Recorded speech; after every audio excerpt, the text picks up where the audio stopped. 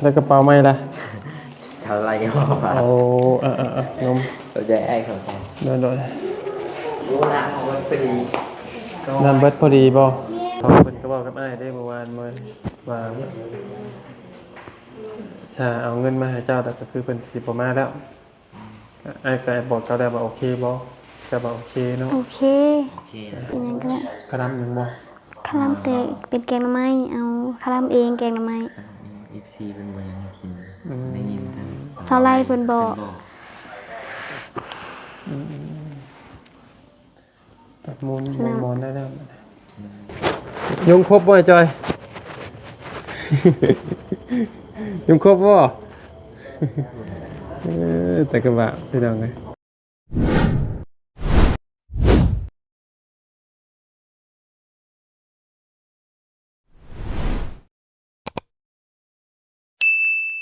มาพี่น้องเลยสบายดีเนาะพี่น้องเลยสบายดีและสวัสดีเด้อพ่อแม่พี่น้องเนาะเบิร์ดกูสู่สุคนพี่น้องเลยเนาะพี่น้องเลยเปิดภาพมาพอดีทางน้องนิวส่วนบ่อยาวพี่น้องเนาะมาเยี่ยมมายามทางน้องแต่ตอนรับคำพี่น้องเลยโอเคเนาะเป็นในเนาะก็พอดีโมเช้านี่บ่อยาวก็ไปเลยพี่น้องไปเรียกเลยเนาะเห็นทางน้องๆเพิ่นมาถ่ายก็เห็นพ่อเพิ่นมาเนาะแล้วก็ทั้งเห็นทั้งพ่อปู่มาเรียบร้อยบ่เรียบร้อยพี่น้องเลยมาถามเบิ่งอาการล่าสุดสรุปแล้วสิได้เป็นตาผ่าตัดอยู่บ่พี่น้องหรือว่าใดๆเนาะหรือว่ารอบ่หรือว่าใดๆพี่น้องก็เนาะเดี๋ยวไปพังเรื่องราวนำกันย้ายหม่องบ่หรือว่าท่านนี้ย้ายตอนนี้วันนี้เจ็บกระเพาะพี่น้องเลยเดี๋ยวนี้ก็ได้เจ้าเจ็บกระเพาะเนาะโอเคซื้อยากินก่อนโอเคไปพี่น้องเลย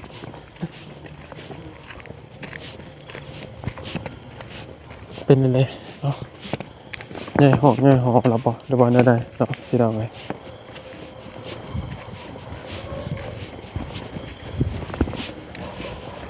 โอ้เป็นนอนเนาะ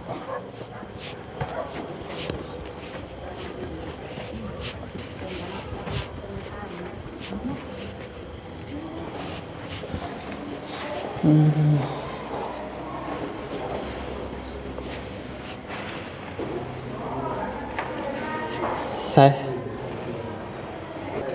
มาพี่น้องเลยโอ้ครับสบายดีเนาะโอ้แล้วกระเป๋าไม่ละเท่าไรก็ว่าโอ้งมเราจะไอ้ของผมโดยรู้นะของมันพอดีนั่นเบิดพอดีบ่เมียจะมาได้บ่เมียข่อยมาเลยอ้าวอีนี่เลยเพิ่นมาถาเจ้าเเพิ่นว่ามาเอาเสือให้เบาเงาที่มาได้ที่เมื่อก็เราเป็นเมื่อไม่ได้สบายดีล่ะสบายดีเป็นอะไรเนี่ยเป็นอะไรคือเป็นไห้ในห้องก็เป็นแนวนี้ยังวิดลิดยายังเบิดเป็นใช้ยาให้ครับบ่นั่งนั่งมีอะไร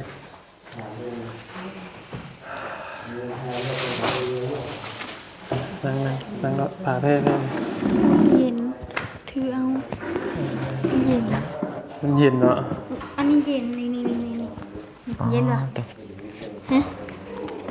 เย็นป่ะเดี๋ยวเพิ่นเมื่อบัดละบ่คนเมื่อบัดละเลยบ่พออยู่นอกพอนอนบ่คุณเย็นบอกปัญหานอนซ่านอนอยู่เรียกกันไปรอดบ่แม่ก็คงพื้นบางๆยังลงตลอดเอากระโวยมีภายในมานะมื้อนี้บ่เป็นพี่น้องเจ้านะบ่มีกระปูบ่ได้มาบ่ทางบ่แต่ถ้าข่อยแม่มีกระปูมีแต่ทางคือบอกกันนะครับบ่มาใกล้ได้มีแต่ทางผัวบ่กะยานะคืออันไอ้ว่านะคือเจ้าก็พอสิฮู้เองเนาะว่าอะไรกะเป็นอะไรกะพอเพิ่นก็บอกกับอ้ายได้เมื่อวานว่าถ้าเอาเงินมาให้เจ้าแต่ก็คือเพิ่นสิบ่มาแล้วอ้ายก็บอกเจ้าได้ว่าโอเคบ่เจ้าบอกโอเคเนาะโอเคเพิ่นบ่มา คือจะเบิ่งในคลิปอยู่บ่ล่ะที่ไปเอาเงินเอาคำนะ บ่ได้เบิ่ง บ่ได้เบิ่งเลย แม่น YouTube ก็เข้าบ่ได้อีกเลย โอ้โห เขา บ่ได้จัดกันเลยเนาะ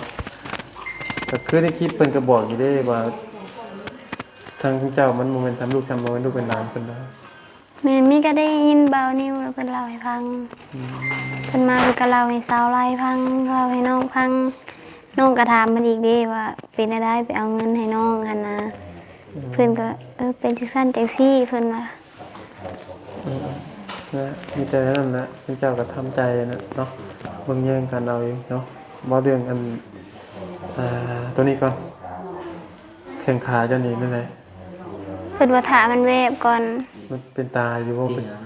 ไปชี้หามือถึง15นะ มันเป็นไปกินให้มันเลี้ยวมันสบายใจนะมันเป็นมันทำยากแน่ แม่นอยู่เพื่อมันแยกเพื่อมันหยังก็ในการซื้ออยู่ซื้อกินเนาะการใช้จ่ายน้องๆเพิ่นนี่ก็เบิดหลายเลยพี่น้องเข้าใจอยู่การเข้าห้องหมอทุกสิ่งทุกอย่างมันต้องซื้ออยู่ซื้อกินเบิดแม่นบ่ล่ะ หน่อย ความทำยากครับ ทุกสิ่งทุกอย่างมันต้องซื้อกินแล้วก็โอ้พอฮู้อยู่พี่น้องเว้ยเนาะสิว่าจังได๋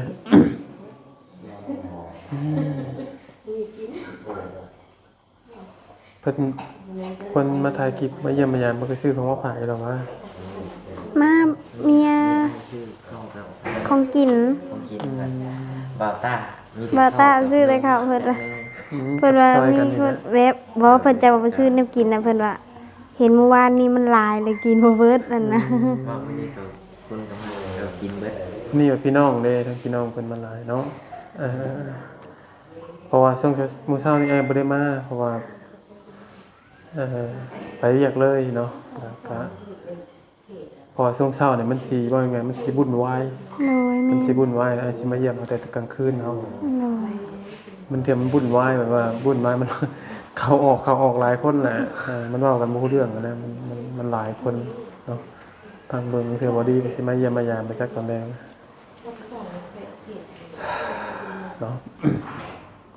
อยู่อีกหลายมื้อเลยป้อแล้วมันเป็นตอนนี้เจ้ารู้สึกกระดิกได้อยู่บ่เนาะหรือว่าบ่ได้เลย ได้หัวโปรตีน หึ ได้แต่ ตีนปตีนแบบดึกๆ ปกติเจ้ายังมีความรู้สึกอยู่บ่ เด้นะ มาที่เขาชิไปจำมาเดียวเพื่อ กระติงได้ ตีมัน อืม หักแบบเฮาอยากเทียนนะมันรู้สึกมันติงได้แต่อยู่นี้อยู่คานี่ขึ้นมา ก็โอเคนะยังดีที่ บ่ฮักเนาะยังดีที่ว่าบ่แข้งขาเจ้าบ่ได้ฮักคือได้คิดนะอาจจะฮักแต่ว่าบ่ได้ฮักแบบฉีกออกมาเลยนะ ตีแบบแตกนะ แบบ บ่ แตก แบบ แบบแตกว่าแห่งอันตรายเห็นหมูแล้ว เพราะว่าไอ้ได้ยินข่าวแรกๆนี่ต้องตกใจพุ่นเด้น้องแตก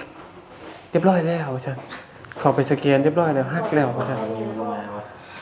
มาเพิ่นมากับน้องเพิ่นเนาะสบายดีอ้ายเพิ่น ใช่ทั้งพ่อทั้งแม่ไปใช่ไหมจ๊ะ รับแล้ว นอน3คนนี้ก็ไอ้ไม่ใช่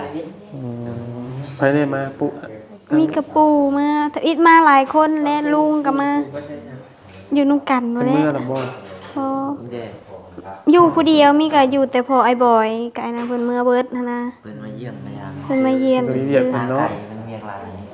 ประจ ดีแหละพี่น้อง ำมีแต่ทางครอบปูอยู่ เด้อ นั่นแหละทางระบ่าวกับสิว่าจังได๋เนาะอยากให้ผ่าตัดนี่แหละเด็ก อยากคุยติ อยากให้ทางอัน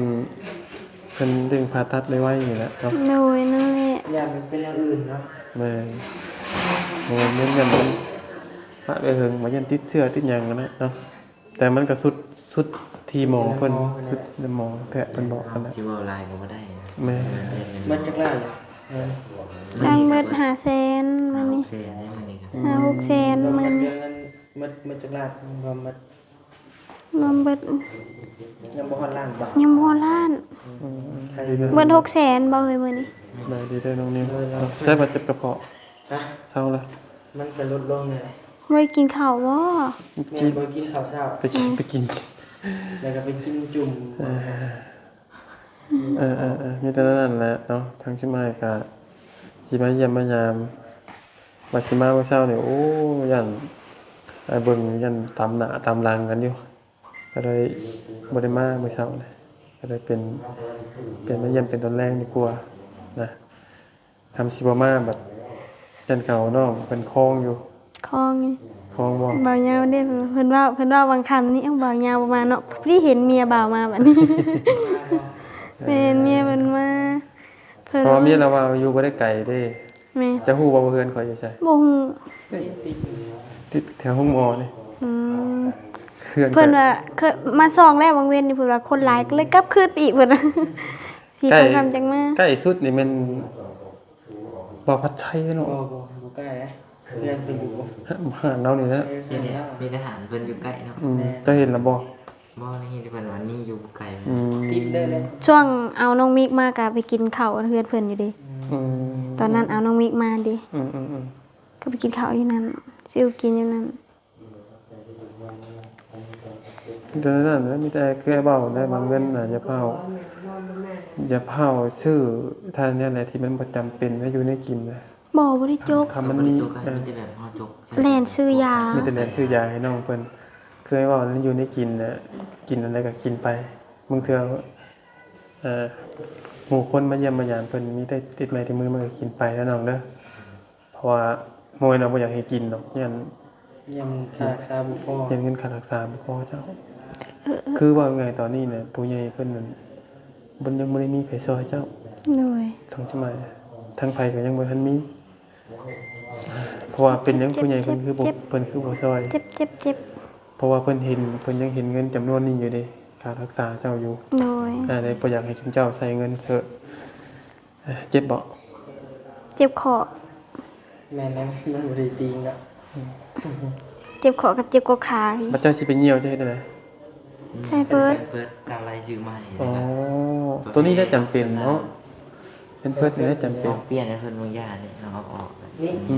ม มันเป็นลมบ่ที่เรา ไม่ยังไหวมันไปอยู่เดียว ยาละเนาะนี่แหละคนเฮาน่ะเบิ่งกันก็ยามนี้แหละน้องยามเจ็บยามเป็นนี่แหละเนาะถือว่า นี่มันรุดนี่ เบิ่งกันก็เบิ่งใจคนก็เบิ่งตอนนี้แหละเบิ่งตอนเมียเป็นนี่แหละเนาะ ตอนเจ็บตอนเป็นเนี่ยเป็นบ่เพิ่งแต่ว่าความเมียแหละ มือจะเป็นจังน้องไอ้ก็บ่ได้สร้างเห็น มือเดียวจักเหยียบเข้าเลย หึ จะเหยียบเข่าตัวว่าเป็นเครื่องจับเหยียบอันตะกี้หันเด้ เหยียบเอาตะกี้มันใส่รถ อ๋อ ยังน้อยๆหนึงเพิ่นว่าบ่แม่นซ้ำนี่บ่ซ้ำบ่น้องนอนอยู่ กำ นี่ ลังฆ่า หลายคนนะ กำลัง พี่น้อง คาย เกี่ยว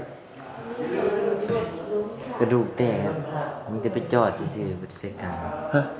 จักเพิ่นบ่ บ่ทำให้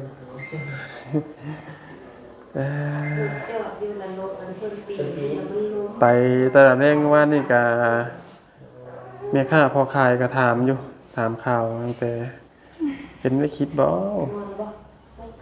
ตอนนี้เนี่ยเพิ่นบ่ได้ใส่แล้วตอนนี้แล้ว ยังบ่ได้น้องเจ็บพูดกาว่ามันปวดมกๆแล้วก็ไปนำเพิ่นจังมาใส่ให้เพิ่นว่านะ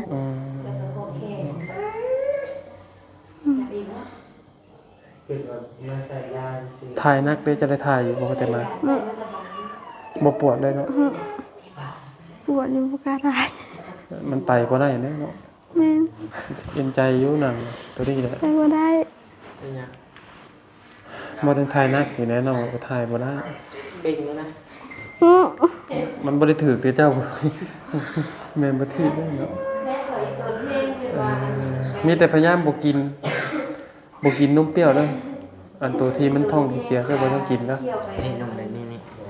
โอ้เจ็บเด้อตัวนั้น บ่ได้กินแต่นุ่มเล็กกะซอย แต่บ่ถ่ายได้ก็บ่ดีเด้อน้อง มันบ่ปวดเด้ อืม เข้าเบ่งเป็นเบ่งคือเด็ดสมอได้นะ บ่มีมังออกดิมีแต่มังเข้ามีแต่มังออก สิเติร์ดก็เกรงใจหมู่ว่าโอ้คือเรียบร้อย เอาดีใจนำหลายๆเนาะที่น้องก็ถือว่าน้องเพิ่นยังบ่ได้ผ่าตัดยังบ่เซาแต่ว่าเบิ่งสีหน้าเจ้าก็คือบ่ใครก็เมื่อวานนี้เนาะเพราะว่าได้ใส่ยาเด้ ได้ยาเขาเอง อืม อันงานมีจะนำซื้อยากับยามึนซื้อมาเลย ก็ยังใครอยู่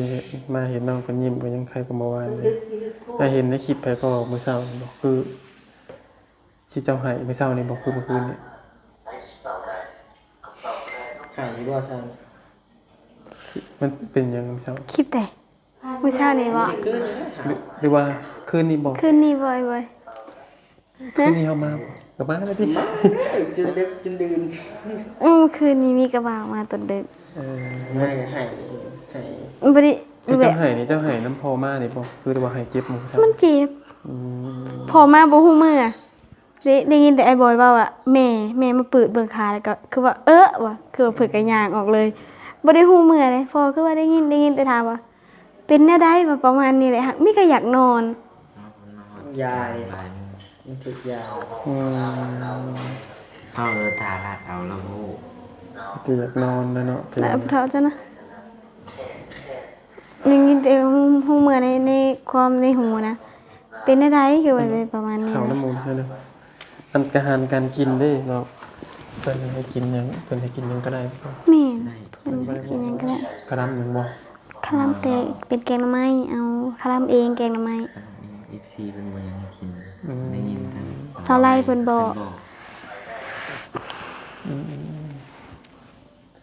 ตัดมูลมอนได้แล้วกินน้ำแล้วก็เหี่ยวแล้วเนาะกินนม วางกินนมบูดเด้อตาย เพิ่งเจาะยา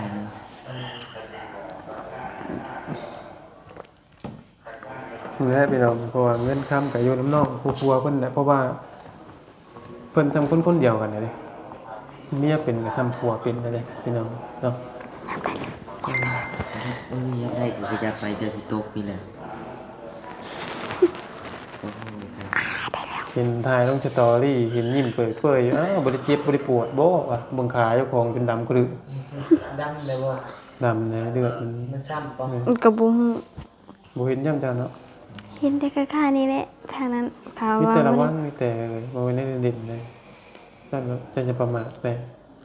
มันแบบบาดเจ็บมันก็เจ็บมันนะ มีแต่อย่าประมาทแข่งขาเท่านั้นเนาะ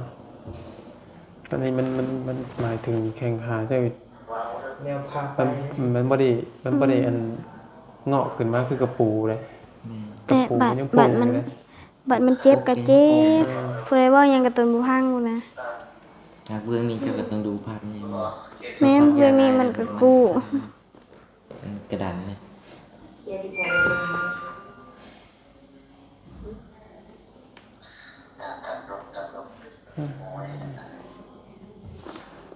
ป้าเด้อจ้ะเนาะมีแต่อ้ายสิออกมาปะก่อนเด้อ โดย เพราะว่ารู้สึกว่า เอามาขึ้นอีกแล้ว มันโจมตีมากเลย อะไรจะกินข้าววะ บ่ไอ้เจ็บท้อง เป็นอะไรจะต้องกินมะขามคอยเย็นกระเพาะ ขาซึกมากเลย ขาดซื้อ อาซาไว้เด้อน้องเด้อสู้ๆและผู้เผากันเนาะเห็นมกเห็นใจอยู่เนาะไปมีแต่นั้นนะไอ้ออกมาปะก่อนเด้อดีมีเฮงเด้อนี่พี่น้องเลย นี่เป็น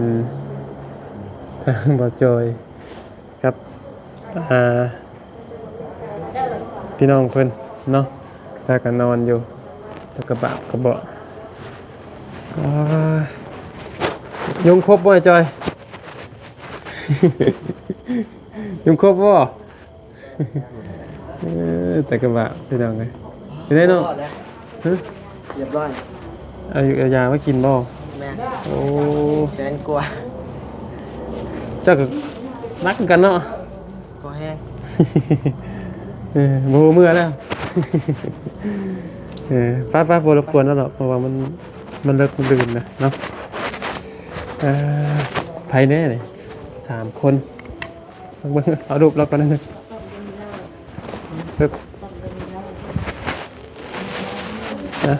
รับเลย ทั้งไหนเนี่ยแล้วทั้งกลางแล้วเลยทั้งนั้นก็ปุ๊บเบื่อ มีสระหน่อยมาให้เราจากกันเนาะสระพ่อกันนะฮะก็บ่อยากปันในได้เราก็ได้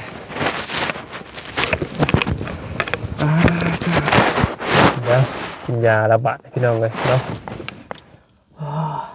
ของหมอบ่ บ่ บ่อยากเข้าบ่ บ่อยากเข้า บ่มักปานใดเนาะโอ้ย หนักแหละพี่น้อง มาเยี่ยมคนไข้ว่าตัวเองสิไข้ไปนำบ่แล้วหมอนี่ เบิ่งก็ผม ยาทาน้ำขาวบ่ บ่สักยามยัง อันนี้เฮาไปซื้ออยู่เคาน์เตอร์เขาได้บ่ แม่น อืม ยาปวดกระเพาะ อืม อึกลงหลายเติบอยู่ กระเพาะน่าจะกันเนาะ แม่น บางคนบ่ทรงครับ อดข้าวเช้าไอ้ ถ้า มันตื่นมามันบ่อยากแล้วมันก็ไปเลยนะ คือง่ายนี่บ่ แม่น คำโอ้คำว่าเจ้าอดคือง่ายเจ้าสิบ่นอนติดเตียงแล้วบ่ปานนี้มันยาวไปแต่ละมื้อนี่อ้าวเจ้าคิดไอ้กินข้าวเทื่อเดียวมันเห็นบ่ บ่ บ่ได้ปานใดได้พี่น้องมันยาวข้าวนะสั่งกระตุ้ยกับพี่คือหมู่แล้ว เนี่ยเจ็บกระเพาะเป็น ไป เป็นหลาย เดี๋ เดื ยว อน โอ้ตัวโอ้ตัว มันสิใช่เอ็นกูมันนี่เนาะ โอ้ เบิ่งว่า รถเจ้ามันตันน้องเลยภาษาพี่น้องก็อยู่ดีมีแฮงบ่คุสู่ทุกคนเนาะถือว่ามาเยี่ยมยามโอ้รับรถละ โดยไอ้ใส่ถุงนี้ฮัลโหล โล โดยไอ้ เฮ้ยมาได้เนาะ มาบ่ เข้าไหมทางมีเชี่ยวก็ตรงระวังกันหน่อยโอ้ตัวโอ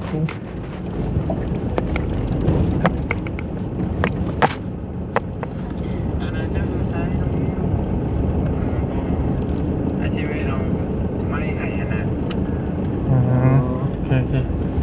ป้าสาวพี่น้องเลยอยู่ดีมีแห้งไว้กุศลทุกคนเนาะความเจ็บบ่อยได้ความไข่บ่อยมีปราศจากโรคภัยเลยพี่น้องเด้ออยู่ดีมีแห้งปกวะ ถือว่าดีมกดีใจแท้น้องเพิ่นเนาะก็ถือว่าได้ซื้อทยาแล้วก็เห็นยิ้มแย้มแจ่มใสขึ้นได้เติบเนาะขอบคุณพ่อแม่พี่น้อง FC ไว้กุศลทุกคนเนาะที่เป็นกำลังใจให้น้องเพิ่นเนาะไปแล้วพี่น้องก็อยู่ดีมีแห้งเดี๋ยวจังว่าบ่ยามสิมาเยี่ยมมายามน้องเพิ่นใหม่ก็บ่ได้ปะบ่ได้ถิ่มเด้อพี่น้อง